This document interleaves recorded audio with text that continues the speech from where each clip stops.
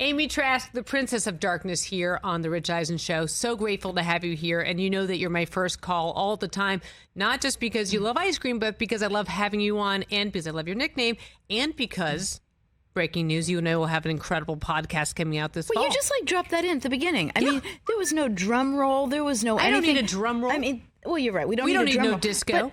We didn't even build up to that at all. I mean, that is big, big news. I'm yet doing again something I swore I would never, ever, ever do. Sure. And you want to know why I'm doing it? Why? Because of you. Oh. So, you call me. I'll say to my husband, I am not doing anything on a certain given day. I am doing nothing. And then Suzy calls and I'm like, yeah, I'm doing that. And he'll say, I thought you said you were doing nothing. And I say, but it's Suzy. So I would not be doing this if it wasn't with you. Well, I'm only doing it because it's you. So this is a real love fest. And I'm doing it. And here's why.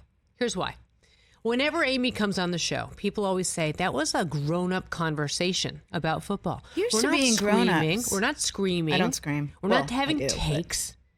You happen to kind of know the National Football League better than almost anybody I know. You happen to have sat next to Al Davis for your career. You happen to have been the only woman in the room for a long time, which I happen to love. And I don't like hot takes. No. And that doesn't mean if you're a hot take artist or you like hot takes, have at it. To each his own, to each her own. I'm just not a hot take person. I like to have reasoned and reasonable discussions. And you know what? We can disagree, but we can disagree agreeably and we can share our thoughts passionately, but we don't have to yell about it. By the way, something I love, your brother texts you during the shows. Suzy, as you know, I'm on CBS Sports Network on that other pregame show, and we need to talk. And my brother sends me a text during a show. I had said of a team who everybody was writing off, was it over when the Germans bombed Pearl Harbor? Good Animal House Do you know reference. What that's from? Yeah, Animal House. Okay. Yeah. Excellent. So I get a text from my brother. I see it at the next commercial break. I love watching you on TV. I hate to send you something while you're on air. Please don't accept this, as if it's criticism. I'm sending it with love, but you might want to go back and correct this because, and then he gets to the punchline. You know it wasn't the Germans, right? So I text my brother back and I said, did you ever watch Animal House?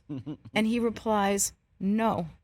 And first of all, that explains That's lot a very about sad, my brother. sad answer, yeah. But I don't know what I found more astonishing, that he actually thought that I thought it was the Germans that bombed Pearl Harbor, or that he never watched Animal House. So every time you reference your brother texting you, I love that because my brother had my back when he thought that I'm actually dumb enough to think it was the Germans who bombed Pearl Harbor. By the way, great movie, first of all. Should be, yeah. My brother's more of an airplane guy, I think, maybe more so. He loved Trading Places. Like, my brother got me into watching that kind of Eddie Murphy, Dan Aykroyd kind of stuff. That said, my brother, Scott, who's in Boston, when I was a CBS Sports intern, because I too started my career with CBS, I called him from the airport on the way to cover my first Final Four, and he basically told me the starting five of the Arkansas Razorbacks because I didn't know, and he basically has always had my back, walking me through things.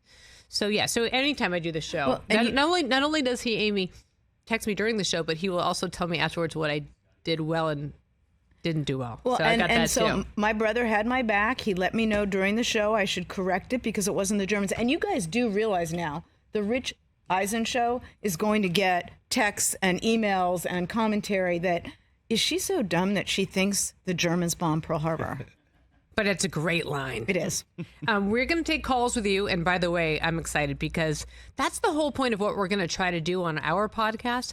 Part of the Rich Eisen Show podcast world.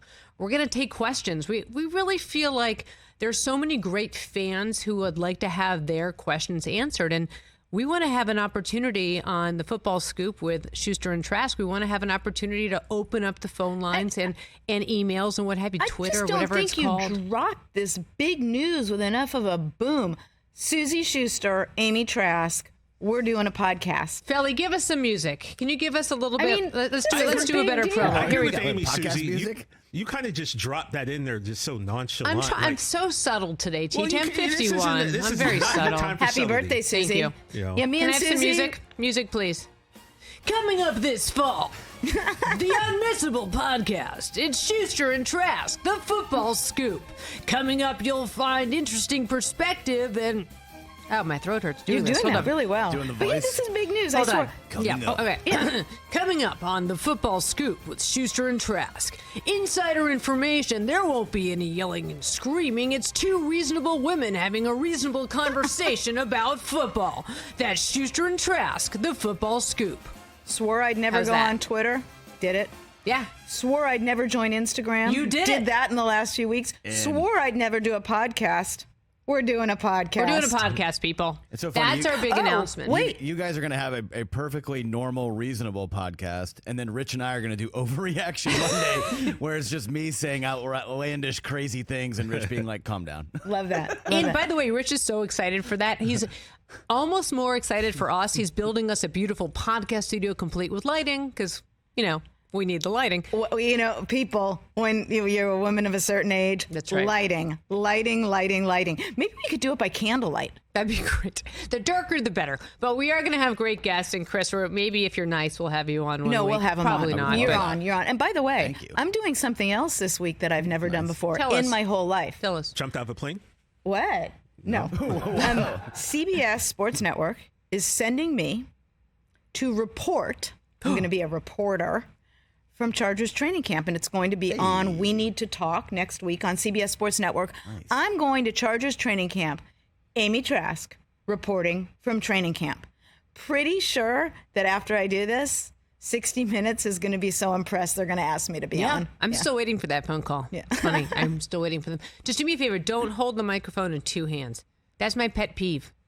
Yeah, I don't think I it's a would. one-hander. Okay. Sometimes you see on these TV shows where someone's playing the role of reporter and they do the double fist. It makes me insane. Amy Just saying. Trask Amy Trask. reporting from Charger training camp for We Need to Talk on CBS Sports Network. Can you also say it also for the football scoop with Schuster and Trask? Oh, yeah. Get it in there. Yeah. Promo, baby. Let's talk. We have a couple things to talk about. We are going to take questions too because we're warming up here, right? We're trying this out. What is the state of the running back market right now? I mean, we've had a lot of talk out of Indianapolis this week, but what's your take on this? I would divide it into two categories of takes, if you will. There's the economics of the running back market, and we see what's happening. I mean, Josh Jacobs in Las Vegas. I'm still easing into saying Las Vegas. Jonathan Taylor. Oh, look, we know what's happening from an economic perspective, but I will tell you from a football perspective, and I'll get killed for this, and I don't care. Running backs are important. Everything works together. Your running game helps your passing game. Your passing game helps your running game. If you can't run the ball, the opposing defense can focus entirely on your passing game. If your running game is a big threat, well, then they're going to have to devote defensive resources to stopping the run, which is going to help your passing game. And by the way, as I'm saying this, running backs, you should give me a call because I got your back, no pun intended. People say we don't need a great running game or we don't need to value running backs. Well, let me tell you something. Your offense does need a good running game to help your offense as a whole. And the better your back, the better you're going to be. Also, when you think about the great players of the National Football League, a lot of them are running backs. Like, I don't understand this, so I'm so happy that you're able to explain this for us. Well, everybody's very interested in the sexy story of the moment. And for a number of years, we've been hearing that the running game is less important. Let me tell you something. You go to Green Bay when it's freezing outside. And by the way, there were a couple times I thought in Green Bay I was going to end up like the Donner Party. It gets so cold there. You want your running game to work. When the pass rush on the opposing team's defense is ferocious, you want your running game to work. So yes, I understand the economic realities. Really, I'm the one that signed the checks. I understand the economic realities, but I also value running backs more than a lot of people do. So what do you counsel them to do then as their counsel? The running backs? Mm-hmm. I wish I had an answer for you, and I'm not going to make one up just for the sake of TV, just for the sake of streaming, just for the sake of radio, just for the sake of our podcast. I don't know how to resolve this, but I do know this. As teams start to realize the value of good running backs, maybe that will shake out a bit. A lot of people are thinking that there's some collusion amongst the owners to try to not pay running backs. How would that even work? You're asking someone who went to law school and who spent 30 years in the National Football League, or almost 30 years, to talk about collusion. And I don't think you want my 2-hour answer on the textbook analysis of collusion. I'm guessing you don't want it. That could be a podcast, though. It'd be a pretty boring one. There's two issues. Are people colluding, or are people simply reaching the same conclusion without communicating? And those are two entirely different scenarios. And, I'm not sure what's going on in that regard, but I do know that I would be handling things a lot differently were I with a team that had a running back that needed to be signed. And by the way, Al Davis took a lot of criticism. Well, he took a lot of criticism for a lot of things, but he took a lot of criticism for paying some players more than the market deemed they should be paid. And you know what? He didn't care. So that's what I would say to the owner of a team who needs to sign his running back. Do what you think is right for your team, and don't worry about what other people are going to perceive your decision to be. Amy, how much does this have to do with, you look at the team like the Giants, right? So they were in this situation with Saquon Barkley, who ultimately said, look, it's smarter for me to take the $10 million now, renegotiate maybe a 10% raise. I can get $11 million. But they gave their quarterback $40 million when they didn't really have to do that. If they could have given him $35 million, which would have been certainly more than fair for a guy with who's proven it for 1 year in Daniel Jones, and then give the difference to Saquon, and they could have avoided this whole mess. Like, how much does this crazy quarterback market now is trickling down to the running backs? Well, it affects everything. If you look at money as a zero-sum game, and it's not really, because as far as the cap goes, the cap is simply a method of accounting. You've got GAAP accounting, you've got tax accounting, you've got cap accounting. We could have a whole show on tax. We could have a whole show on accounting. Would we have anybody who would actually listen? But look, the cap is simply a method of accounting. So if you want to make room to pay someone, you can make room to pay someone. Cash is an issue. Some teams cannot spend as much as others can. Some teams don't wish to or choose not to spend as much money as other teams. But yeah, net. Save money here, you can spend money there. I will say one thing about Saquon, and I said it or I tweeted it. What do I say now? I X'd it? You X'd it? You tweeted out. Let's not recognize it. I shared publicly that I am bothered when fans chime in and criticize a player for making whatever decision that player thinks is in his best interest or his family's best interest. Saquon made a decision that he thought was best for him. That's Saquon's decision to make, to state the obvious. It's his business to state the obvious. And I don't think people should be jumping all over him for making a decision they don't like. It's not your decision. So that plays into Josh Jacobs. And that plays into that question, which is, what do you think is happening there, and how would Al have handled this situation? Well, I don't know what's happening inside there. We all know what we saw, which is how Josh performed last year. And that was a perfect example of how important running backs are. I don't like to speak for Al. He was his own man, and I don't speak for him. I like to believe, I think he would have found a way to get it done. See, why do you think? Just because he was a player's owner? That's a great question, Suzy. And he said to me from the moment I joined the Raiders he said this to me umpteen times throughout my career, the players are the game. And he's right. And he did. He paid players more than other team owners thought he should. There were times at the Combine or at other league events where, he'd get some good ribbing about paying more than people thought he should, and he didn't care. Amy Trask here on the Rich Eisen Show. Suzy Shuster in for Rich Eisen, who's somewhere over the middle of the country on the way to the NFL Hall of Fame game. What would Al think of Hard Knocks? Would he have ever done it? Okay, here's how that would have gone. The league would have said, Raiders, you're doing Hard Knocks. This is all hypothetical, of course. I'm pretending, but here's how it would have unfolded. Next thing that would have happened, Amy, tell them no. I'd call the league. If it didn't become an immediate no, Amy, let me back up. Amy, you got to tell them no. Okay, I'll try. Hey, I didn't ask you to try. I told you to get it done. That conversation happened a lot. Very, very first, or one of the very first interactions I had with Al after joining the organization, he asked me to do something, and I said, okay, I'll try. And that was his exact response. Hey, I didn't ask you to try. I told you to get it done. So we would have been told we're doing Hard Knocks. Amy, tell him we're not doing it. Okay, I'll try. Hey, I didn't ask you to try. I told you to get it done.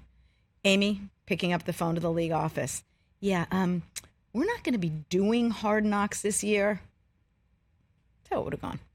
And you would have got it done. Maybe. Because you had no excuse. I was about to say, Well, that's I'd seemingly, have what, tried. the that's alternative? seemingly what the Jets did, and guess what? They're on it next Yeah, Tuesday. right? Let's talk about that, because Aaron Rodgers, from a marketing perspective, him on Hard Knocks is kind of a no-brainer. Yeah. From a front office perspective, kind of dicey. So what's your take? I know you'll hate takes, but what are your thoughts on Aaron Rodgers now starring on Hard Knocks? And I guess I don't hate takes as much as I hate hot takes. Well, hot takes are stupid. Thank you. They are. You're right. Well, my thoughts are, look, from a viewership standpoint, Aaron will drive viewership. The fact that it's in the New York market is going to drive viewership. There's a lot about that team that's going to attract viewers, so that's good for the league. As far as the team goes, something that irritated me throughout my career were the coaches and others with organizations that bemoaned distractions. It'll be a distraction. It'll be a distraction. Well, if you're the coach, your job is to make it not be a distraction. And I've shared this story umpteen times on social media. I'll share it again. Honest to goodness, happened just like this. We're on the team plane. We're flying back from a game. A coach approaches me, and just he is hot that we didn't have the right kind of candy bar on the plane.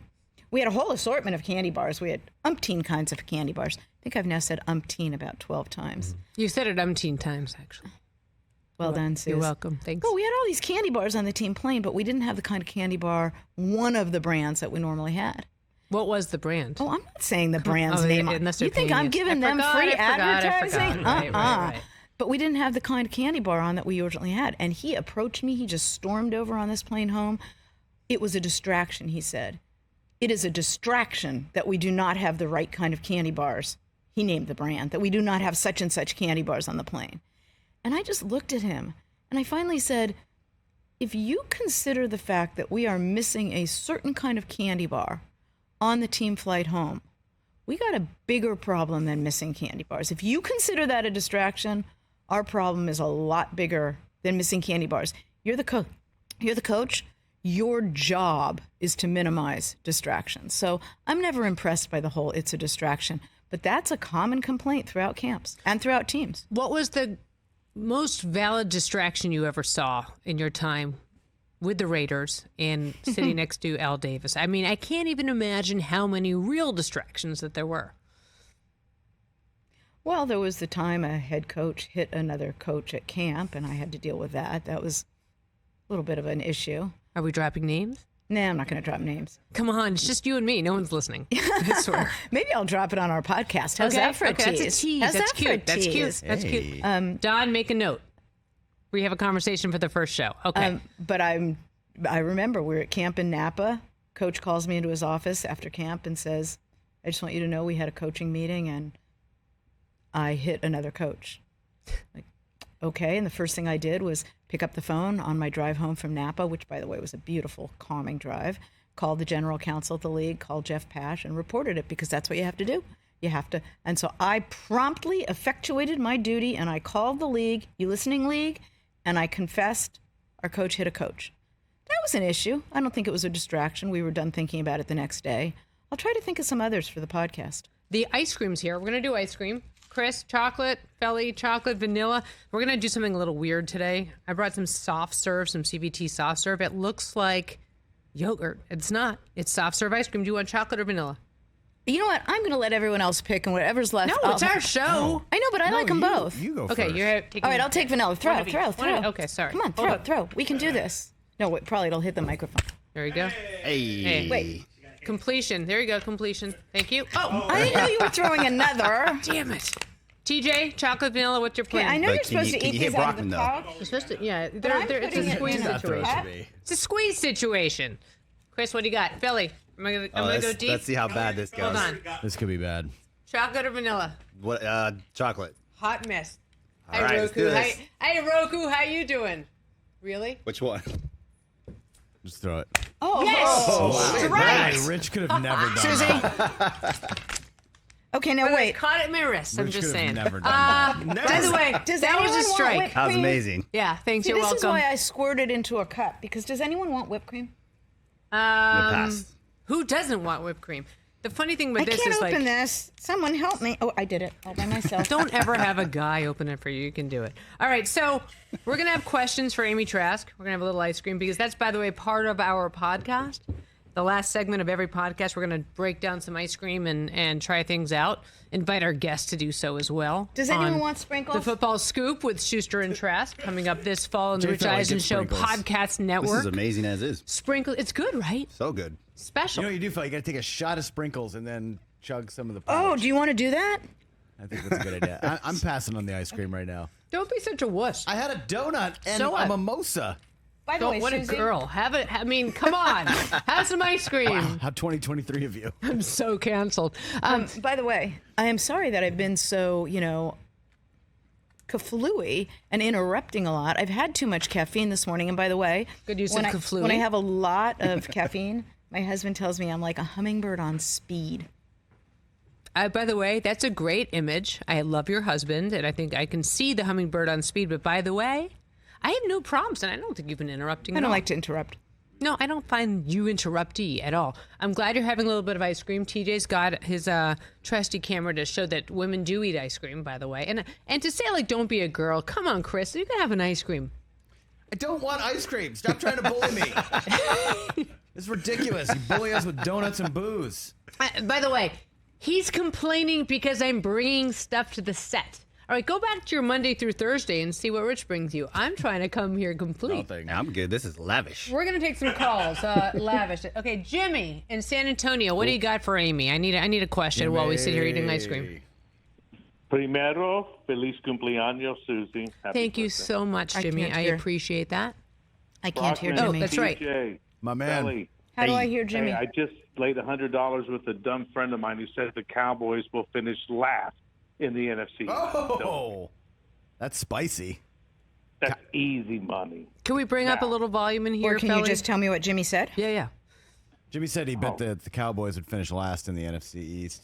That's hurting No, TJ's that they feelings. would not finish would last. not finish last. Good job, Brockman. Yeah, I got a hundo on them not finishing last. That's the easiest bet I've made all year. Yeah, we're definitely not finishing last, Jimmy. That's Hell no. your money. That's easy. You should tell him to pay you now.